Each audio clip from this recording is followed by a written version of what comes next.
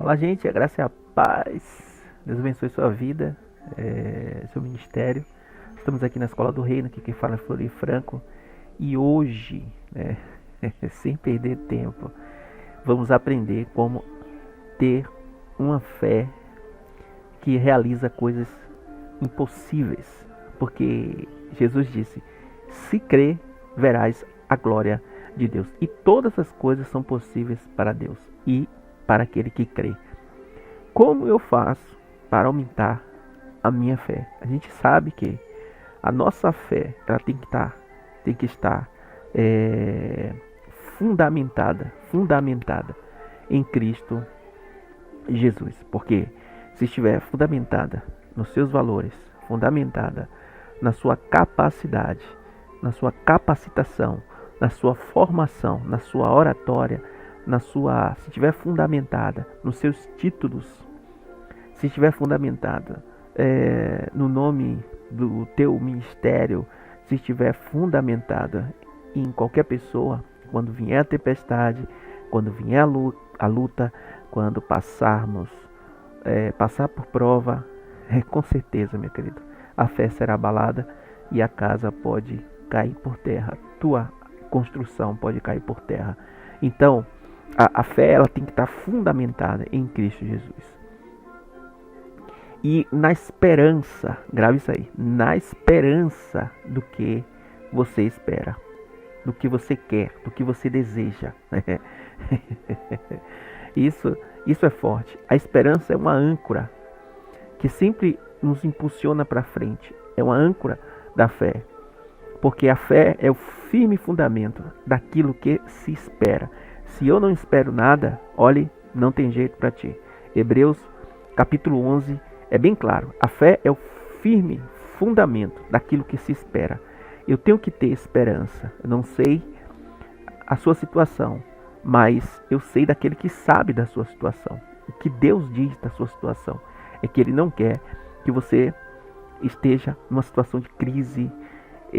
Você vai passar por isso, você pode até passar por isso, mas que não viva aí para sempre, eternamente. Jesus ele disse que no mundo tereis aflições. Nós vamos passar por aflições. O inimigo ele vem, mas o mesmo caminho que ele vem, ele sai por 7 caminhos mais rápido. Se você crê nisso, meu querido, dê um glória a Deus, porque é Ele que vence a batalha por ti. A esperança é a âncora para o futuro. E você se agarra nela e vem puxando a tua vitória. Creia, meu querido. E para que essa vitória aconteça, tem que crer em Deus. Porque sem Deus, como vai realizar isso? Como vai realizar? Então, para Deus tudo é possível. Como eu faço para aumentar a minha fé? É uma história que está lá no livro de Lucas. Nós podemos ver a partir do capítulo 17, a partir do versículo 3, Jesus ele falando com os seus discípulos, ele diz: se o teu irmão, tome cuidado, se seu irmão pecar, repreenda. Se arrepender, perdoe. Se pecar contra você 7 vezes ao dia, o mesmo pecado, tá? O mesmo. 7 vezes, e 7 vezes voltar a você e disser: eu estou arrependido, perdoa. O que Jesus está falando? Se a pessoa pisou no calo, no mesmo dedo, mindinho, pisou 7 vezes durante o dia, perdoe. Nós temos que perdoar 70 vezes 7. Isso não é fácil, meu querido. Então, os discípulos disseram, isso aqui é poderoso. Eles disseram: Senhor, então aumenta a nossa fé. Tem que ter muita fé, meu querido, para perdoar muito. As pessoas não conseguem perdoar porque elas têm muita ira no coração. E para isso é necessário a gente colocar fé no nosso coração. Essa é a receita. Então Jesus conta a história e ele respondeu: se você tiver fé, preste atenção no segredo aqui agora, tá? Então para tudo que está fazendo. Se está aí assistindo no celular, com a TV, vai para um canto agora e fica só. Preste atenção que Deus vai falar agora poderosamente contigo. Se você aprender isso aqui, olha, você não vai ter mais nenhuma dificuldade de entender a Bíblia e o inimigo não vai poder te vencer em nenhuma batalha. Preste atenção. Se possível, coloca o fone. Curta aí essa mensagem, compartilhe com outras pessoas. Vai ajudar também outras pessoas essa mensagem. Jesus respondeu: se você tiver fé do tamanho de um grão, de uma semente de mostarda, poderão dizer a esta amoreira: arranca-se e planta-se no mar, e ela lhes obedecerá. Esse é o segredo para aumentar a fé. Por quê? A fé, ela vem pelo ouvir, e ouvir a palavra de Deus. E quando você fala a palavra de Deus, você ouve também. Então, como eu faço para aumentar a minha fé? Senhor, aumenta a nossa fé. O segredo está aqui, meu querido. Como eu faço para aumentar a minha fé? Se você tiver fé do tamanho de um grão de mostarda, veja que ele primeiro, ele está falando de um grão de mostarda. Jesus, ele fala sobre isso.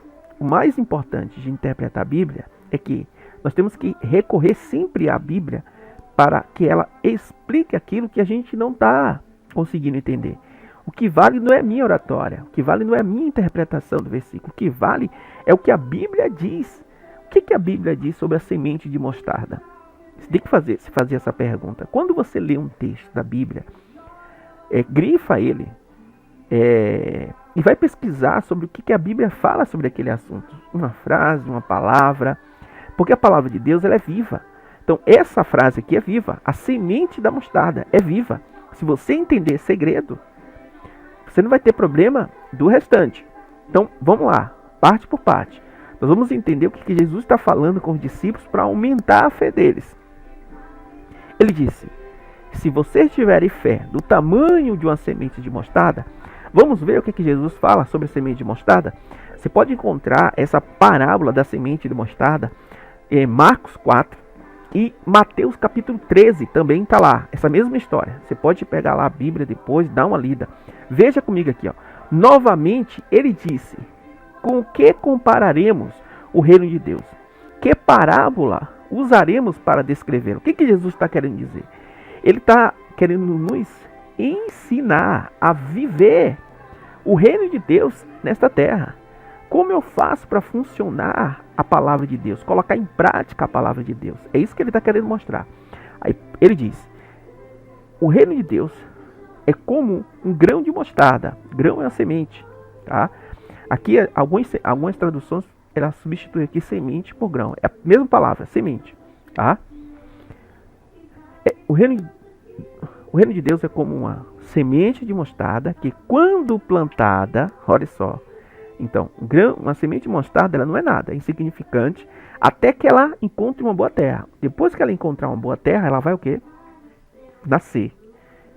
Ela vai germinar, ela vai crescer e florescer.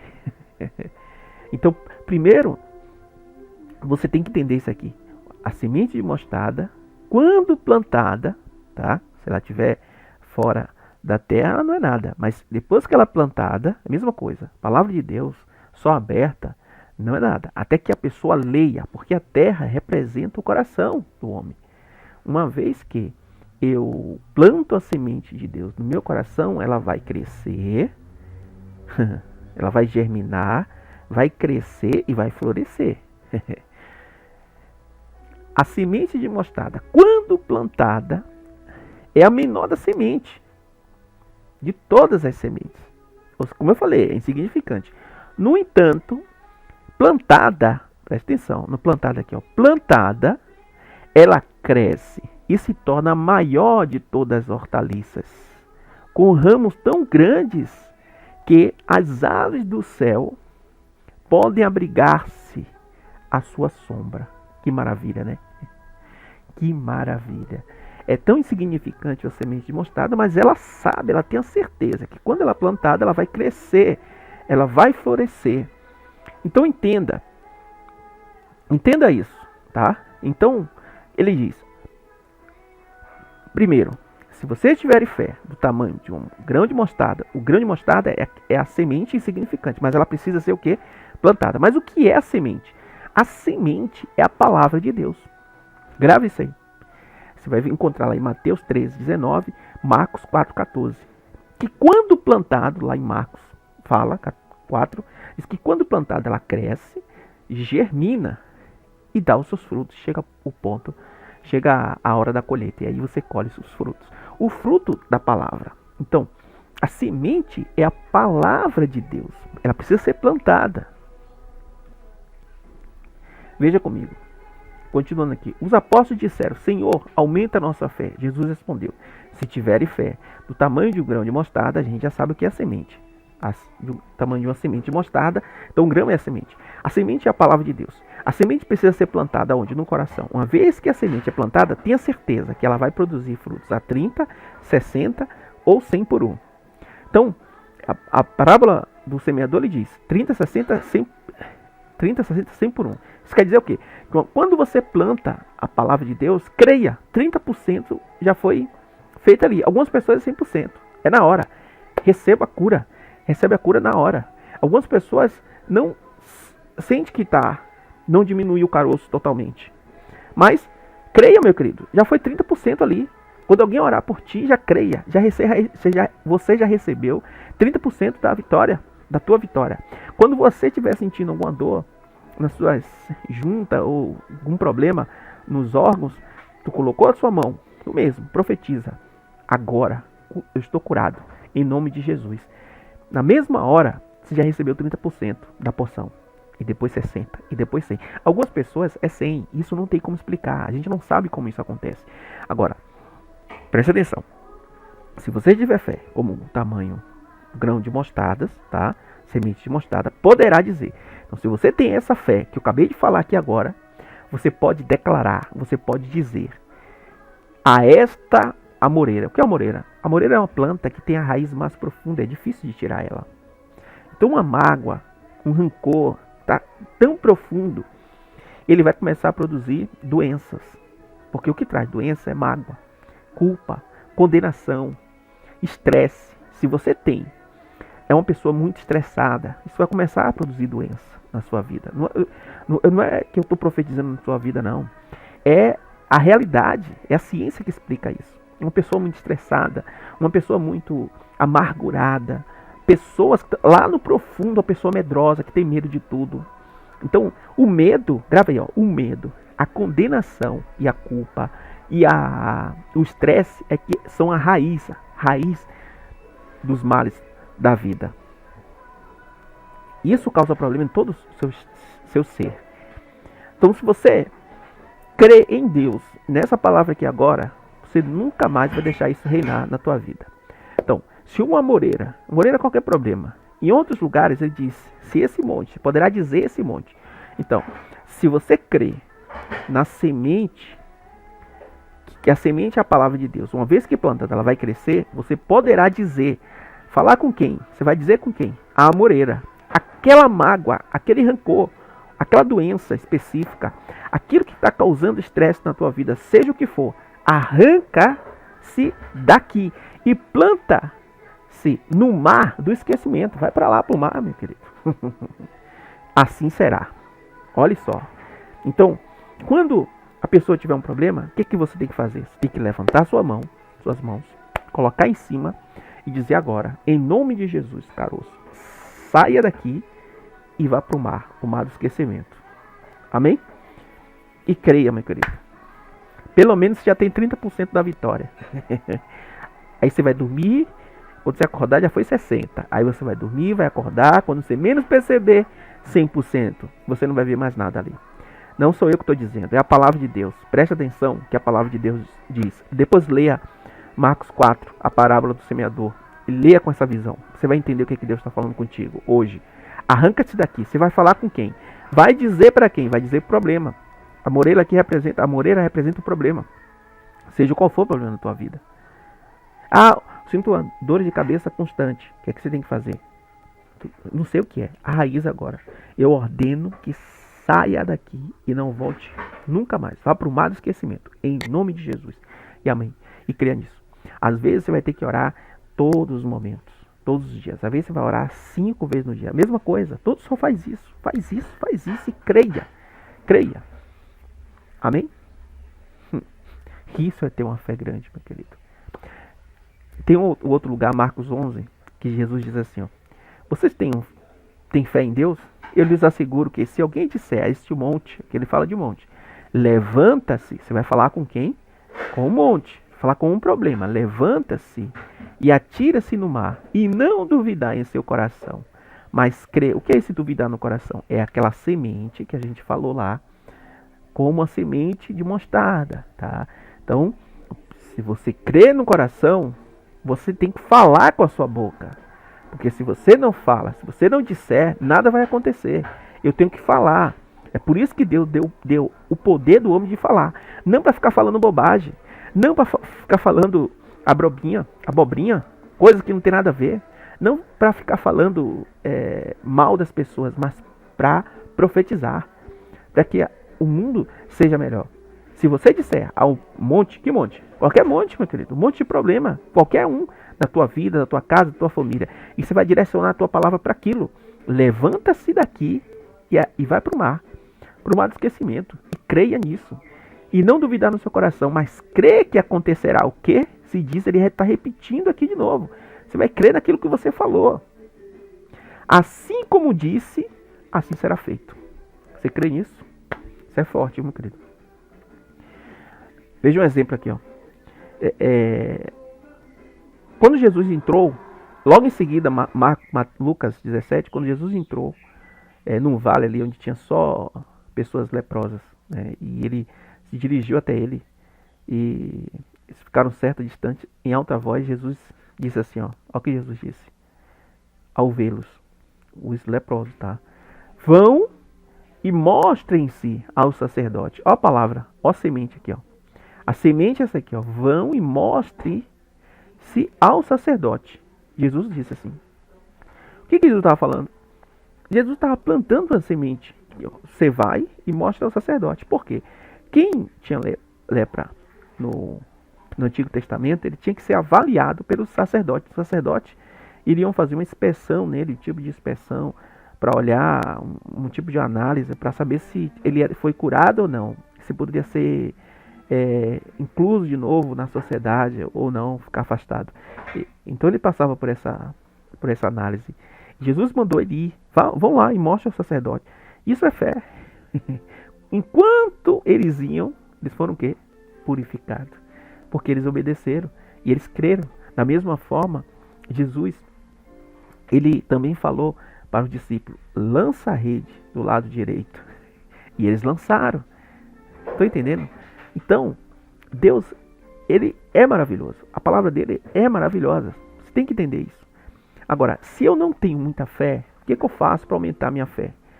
Veja, você conhece a mulher do fluxo de sangue. Quando ouviu falar de Jesus, ela chegou-lhe por trás dele, no meio da multidão, e tocou-lhe no seu manto. Porque pensava consigo mesma, ou seja, ela estava falando com ela mesma. Quando ela estava em casa, ela começou a falar com ela mesma. O que ela falava? Se eu tão somente tocar em seu manto, ficarei curada. Se eu tocar tão somente no seu manto, ficarei curada. Se eu tocar tão somente no seu manto, ficarei curada. Se eu tocar tão somente no seu manto, ficarei curada. O que está acontecendo? O que está acontecendo aí? Ela está começando a trabalhar a fé dela. Porque a fé vem pelo ouvir. Então você fala aquilo que você espera que aconteça. E aquilo vai acontecer. Se eu tocar no manto, por quê? Porque ela sabia daquela passagem que diz lá em Malaquias, as pessoas tocavam no seu manto e era curada. Então ela pegou aquela palavra, aquela passagem que diz lá em Malaquias, colocou no coração dela. Só que ela não tinha fé o suficiente. Ela tinha passado por muitas dores durante 12 anos.